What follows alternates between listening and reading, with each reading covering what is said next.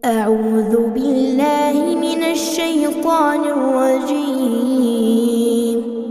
بسم الله الرحمن الرحيم. الحمد لله الذي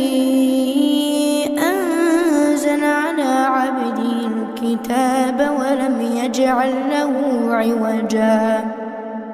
قيما لينذر بأسا شديدا من لدنه ويبشر المؤمنين الذين يعملون الصالحات أن لهم أجرا حسنا ماكثين فيه أبدا وينذر الذين قالوا اتخذ الله ولدا ما لهم به من علم ولا لآبائهم كبرت كلمة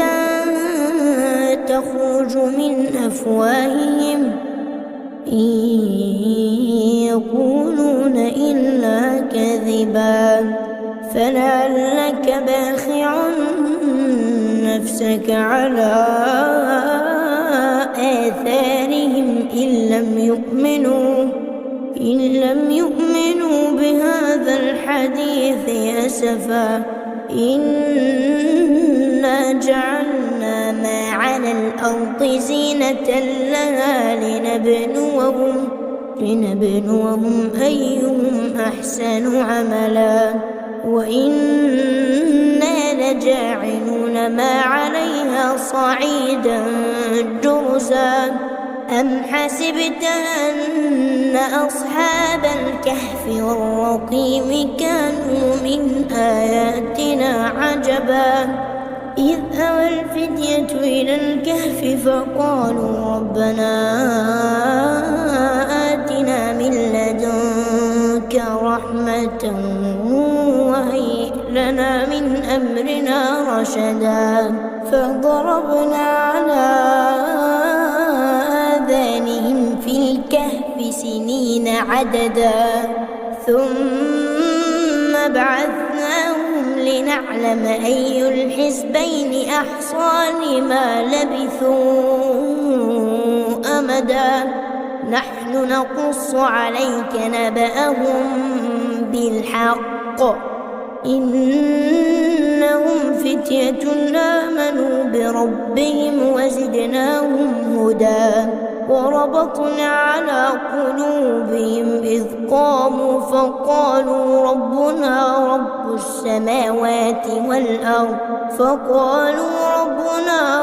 السماوات والأرض لن ندعو من دونه إلها لقد قلنا إذا شططا هؤلاء قوم اتخذوا من دونه آلهة لولا يأتون عليهم بسلطان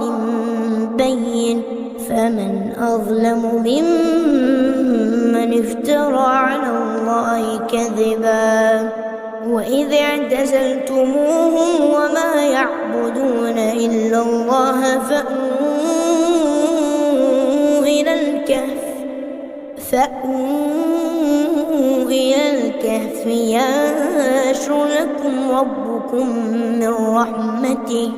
ينشر لكم ربكم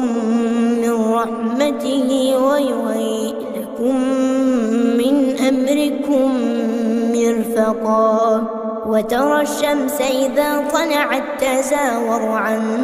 كهفهم ذات اليمين وإذا غربت تقرضهم ذات الشمال وهم في فجوة منه ذلك من آيات الله من يهد الله فهو المهتد ومن يضلل فلا تجد له وليا مرشدا وتحسبهم أيقاظا وهم ونقلبهم ذات اليمين وذات الشمال وكلبهم باسط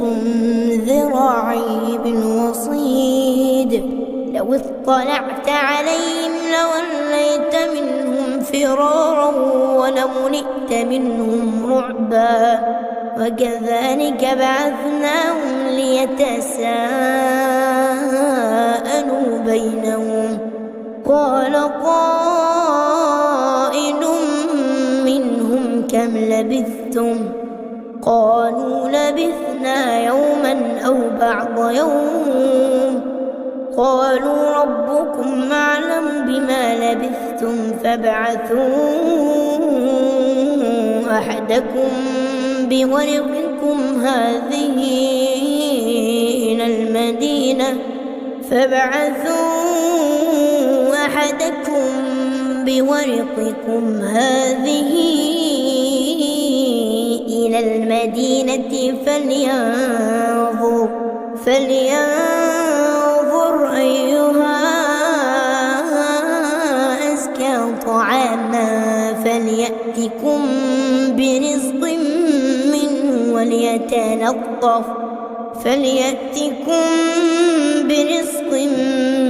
منه وليتلطف ولا يشعرن بكم أحدا إنهم إن يظهروا عليكم يرجموكم أو يعيدوكم في ملتهم ولن تفلحوا إذا أبدا وكذلك أعثرنا عليهم ليعلموا أن وعد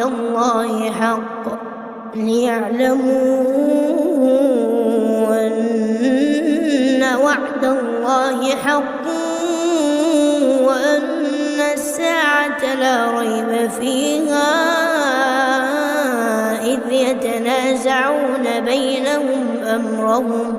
إذ يتنازعون بينهم أمرهم فقالوا ابنوا عليهم بنيانا ربهم أعلم بهم قال الذين غلبوا على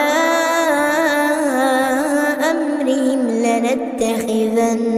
عليهم مسجدا سيقولون ثلاثة رابعهم كلبهم ويقولون خمسة سادسهم كلبهم رجما بالغيب ويقولون سبعة وثامنهم كلبهم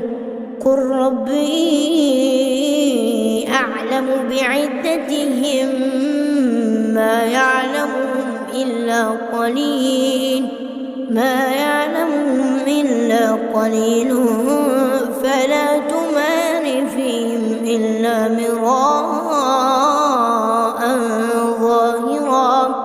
فلا تمار فيهم إلا مراء ظاهرا ولا تستفت فيهم منهم أحدا ولا تقولن لشيء إني فاعل ذلك غدا إلا أن يشاء الله واذكر ربك إذا نسيت وقل عسى أن يهديني ربي لأقرب من هذا رشدا ولبثوا في كهفهم 300 سنين وازدادوا 9 قل الله أعلم بما لبثوا له غيب السماوات والأرض أبصر به وأسمع ما لهم من دونه من ولي ولا يشرك في حكمه أحدا واتل ما أوحي إليك من كتاب ربك لا مبدل لكلماته ولا تجد من دونه ملتحدا اتحدا واصبر نفسك مع الذين يدعون ربهم بالغداة والعشي يريدون وجهه ولا تعد عيناك عنهم تريد زينة الحياة الدنيا ولا تطع من أغفلنا قلبه عن ذكرنا واتبع هواه وكان أمره فرطا وقل الحق من ربكم فمن شاء فليؤمن ومن شاء فليكفر إنا أعتدنا للظالمين نارا أحاط بهم سرادقها وإن يستغيثوا يغاثوا بماء كالمهل يشوي الوجوه بئس الشراب وساءت مرتفقا إن الذين آمنوا وعملوا الصالحات إنا لا نضيع أجر من أحسن عملا أولئك لهم جنات عدن تجري من تحتهم الأنهار يحلون فيها من أساور من ذهب ويلبسون ثيابا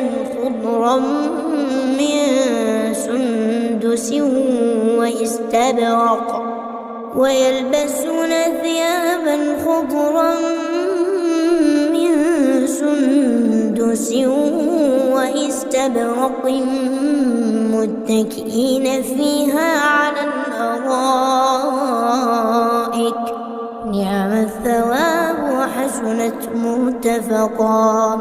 واضرب لهم مثل الرجلين جعلنا لأحدهما جنتين من أعناب وحففناهما بنخل وجعلنا بينهما زرعا كلتا الجنتين آتت أكلها ولم تظلم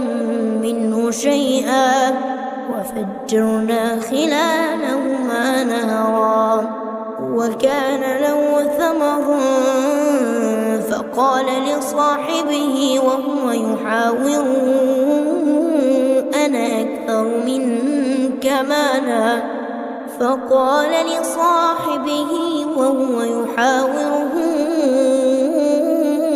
أنا أكثر منك مالا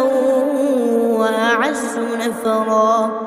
ودخل جنته وهو ظالم لنفسه قال ما أظن أن تبيد هذه أبدا وما أظن الساعة قائمة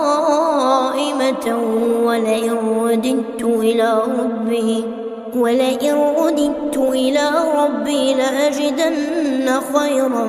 منها منقلبا قال له صاحبه وهو يحاوره أكفرت بالذي خلقك من تراب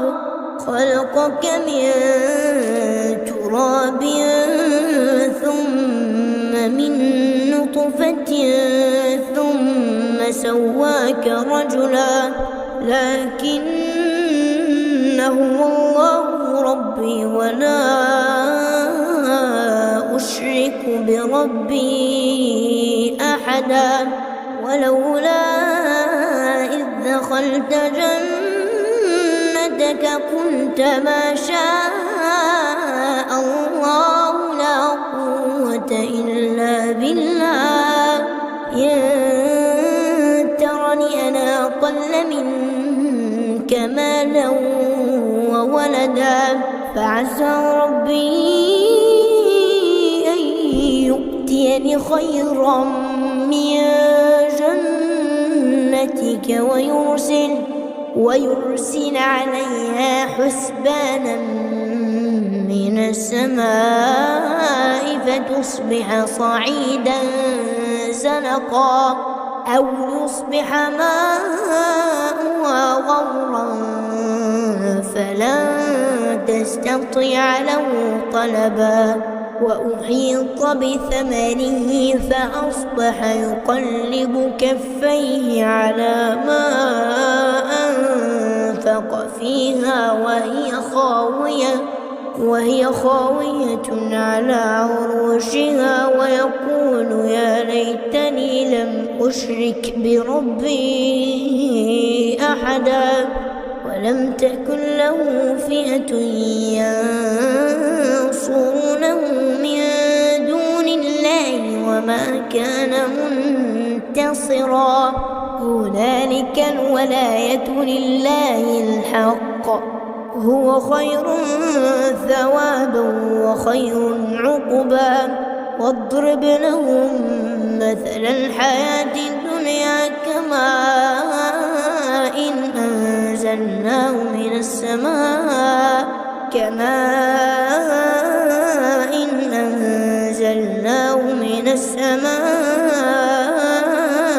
فاختلط به نبات الأرض فأصبح هشيما تذروه الرياح وكان الله على كل شيء مقتدرا المال والبنون زينة الحياة الدنيا والباقيات الصالحات خير عند ربك ثوابا وخير أملا ويوم نسير الجبال وترى الأرض بارزة وحشرناهم فلم نغادر منهم أحدا وعرضوا على ربك صفا لقد جئتمونا كما خلقناكم أول مرة بل زعمتم أن لن نجعل لكم موعدا ووضع الكتاب فترى المجرمين مشفقين مما فيه ويقولون يا ويلتنا ما لهذا الكتاب لا يغادر صغيرة ولا كبيرة إلا أحصاها ووجدوا ما عملوا حاضرا ولا يظلم ربك أحدا وإذ قلنا للملائكة اسجدوا لآدم فسجدوا إلا إبليس كان من الجن ففسق عن أمر ربه أفتتخذونه وذريته أولياء من دوني وهم لكم عدو بئس للظالمين بدلا ما أشهدتم خلق السماوات والأرض ولا خلق أنفسهم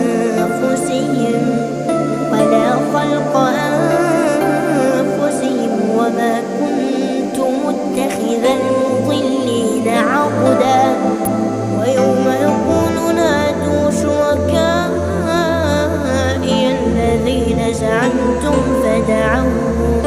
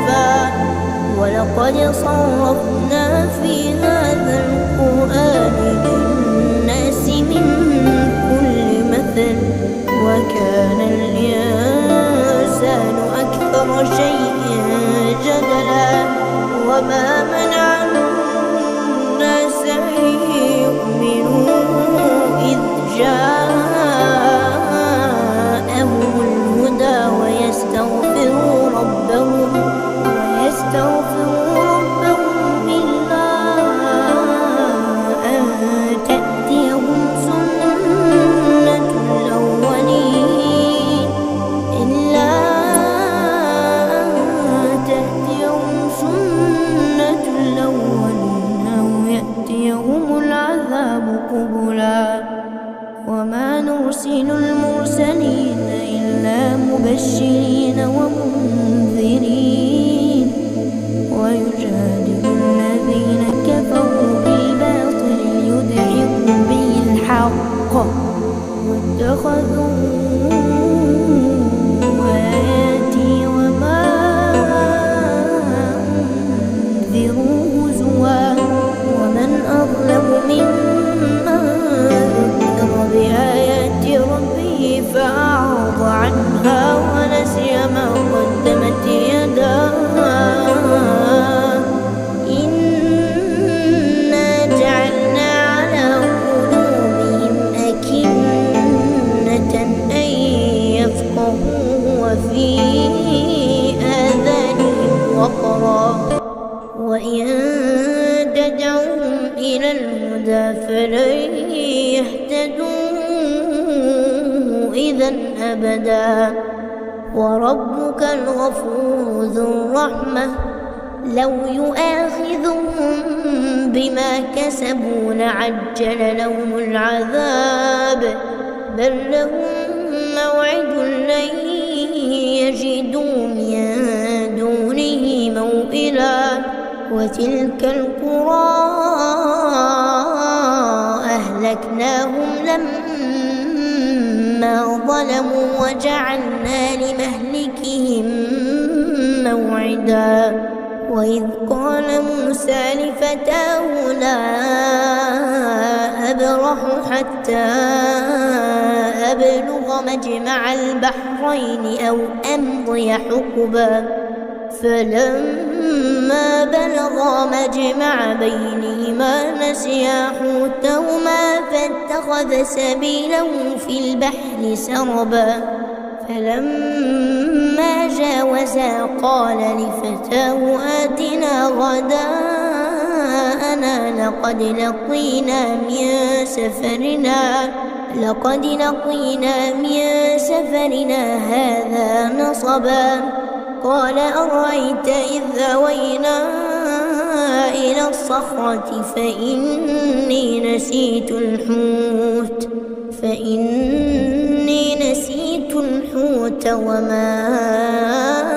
أنسانيه إلا الشيطان أن أذكره واتخذ سبيله في البحر عجبا قال ذلك ما كنا نبغ فارتدا على آثارهما قصصا فوجدا عبدا من عبادنا آتيناه رحمة من عندنا وعلمناه من لدنا علما قال له موسى هل أتبعك على أن تعلمني مما علمت رشدا قال إنك لن تستطيع معي صبرا وكيف تصبر على ما لم تحط به خبرا قال ستجدني إن شاء الله صابرا ولا أعصي لك أمرا قال فإن اتبعتني فلا تسألني عن شيء حتى أحدث لك منه ذكرا فانطلقا حتى إذا ركبا في السفينة خرقها قال أخرقتها لتغرق أهلها لقد جئت شيئا إمرا قال ألم أقل إنك لن تستطيع معي صبرا قال لا تؤاخذني بما نسيت ولا ترهقني من أمري عسرا فانطلقا حتى إذا لقيا غلاما فقتله قال أقتلت نفسا زكية بغير نفس لقد جئت شيئا نكرا. قال ألم أقل لك إنك لن تستطيع معي صبرا. قال إن سألتك عن شيء بعدها فلا تصاحبني قد بلغت من لدني عذرا. فانطلقا حتى إذا أتيا أهل قرية استطعما أهلها فأبوا أن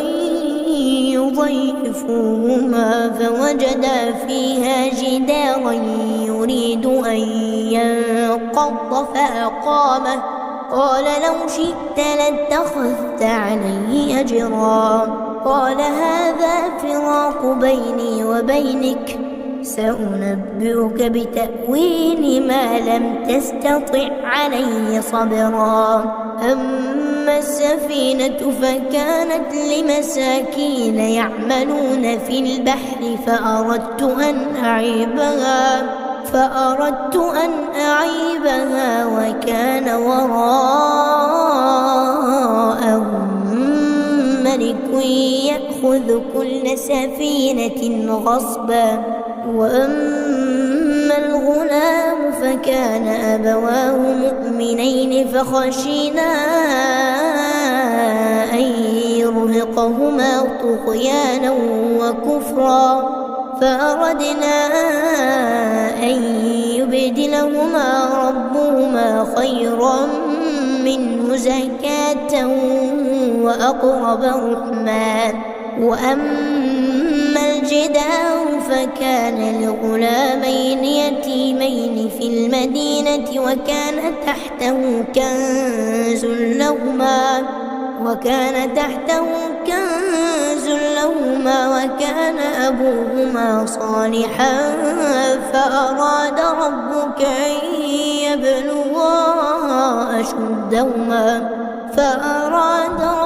أن يبلغا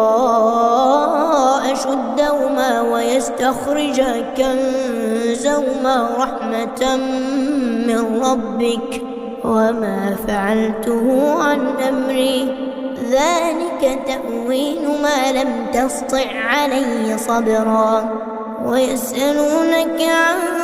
ذي القرنين قل سأتلو عليكم منه ذكرا. إنا مكنا له في الأرض وآتيناه من كل شيء سببا فأتبع سببا حتى إذا بلغ مغرب الشمس وجدها تغرب في عين حمئة ووجد عندها قوما. قلنا يا ذا القرنين إما أن تعذب وإما أن تتخذ فيهم حسنا. قال أما من ظلم فسوف نعذبه ثم يرد إلى ربه فيعذبه عذابا نكرا. وأما من آمن وعمل صالحا فله جزاء الحسنى وسنقول له من أمرنا يسرا. ثم أتبع سببا حتى إذا بلغ مطلع الشمس وجدها تطلع على قوم لم نجعل لهم من دونها سترا. كذلك وقد أحطنا بما لديه خبرا. ثم أتبع سببا حتى إذا بلغ بين السدين وجد من دونهما قوما لا يكادون يفقهون قولا. قالوا يا ذا القرنين إن يأجوج ومأجوج مفسدون في الأرض فهل نجعل لك خرجا على أن فتجعل بيننا وبينهم سدا قال ما مكني فيه ربي خير فاعينوني بقوة أجعل بينكم وبينهم ردما آتوني زبر الحديد حتى إذا ساوى بين الصدفين قال انفخوا حتى إذا جعله نارا قال آتوني أفرغ عليه قطرا فما استطاعوا أن يظهروه وما استطاعوا له نقبا قال هذا رحمة من ربي فإذا جاء وعد ربي جعله دكاء وكان وعد ربي حقا وتركنا بعضهم يومئذ يموج في بعض ونفخ في الصور فجمعناهم جمعا وعرضنا جهنم يومئذ للكافرين عرضا الذين كانت أعينهم في غطاء عن ذكري وكانوا لا يستطيعون سمعا أفحسب الذين كفروا أن يتخذوا عبادي من دوني أولياء إنا أعتدنا جهنم للكافرين نزلا قل هل ننبئكم بالأخسرين أعمالا الذين ضل سعيهم في الحياة الدنيا وهم يحسبون أنهم يحسنون صنعا أولئك الذين كفروا بآيات ربهم ولقائه فحبطت أعمالهم فلا نقيم لهم يوم القيامة وزنا ذلك جزاؤهم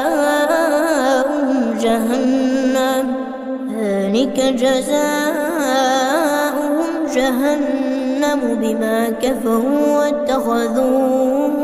آياتي ورسلي هزوا إن الذين آمنوا وعملوا الصالحات كانت لهم جنات الفردوس نزلا خالدين فيها لا يبغون عنها حولا قل لو كان البحر مدادا لكلمات ربي لنفد البحر قبل أن تنفد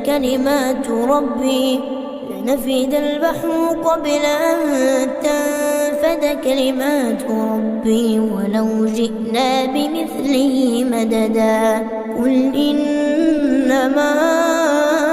أنا بشر مثلكم يوحى